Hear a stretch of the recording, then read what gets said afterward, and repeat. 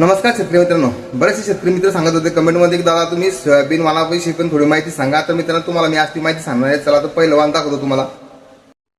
तर मित्रांनो तुम्हाला मी सोयाबीनचं पहिलं वाण सांगणार मित्रांनो. DS 228 जास्त फुटवे, भरपूर शेंगा आणि पाऊस कमी जास्त सहन करते आणि खूप शेतकऱ्याला पसंत येतात. मित्रांनो दुसरं वाण आहे MUC 71.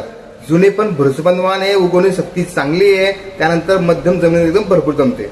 मित्रांनो तिसरं वाण आहे KDS 726 फुले संगम. मित्रांनो पिवळ्या मोजकाला तुलनेत सहनशील आहे, उत्पादन चांगले येते आणि मराठवाड्यामध्ये याला प्रसिद्धी आहे. आणि चौथं वाण मित्रांनो JS 335 सर्वात प्रसिद्धी वाणापैकी एक आहे. पण मित्रांनो याला कीड व्यवस्थापन खूप प्रभाव आणि तर किडीला आमंत्रण आहे. आणि पाचवं मित्रांनो RVS 2001-4 नवीन वाण आहे, शेंगा जास्त आहे आणि चांगल्या अवस्थेमध्ये एकदम भारी येतं. मित्रांनो आता ही जमीन कोणती असावी? मित्रांनो जर जमीन जर लाल असेल आणि कमी पाणी असेल तर DS 228 आणि MUS 71 एकदम भारी असते.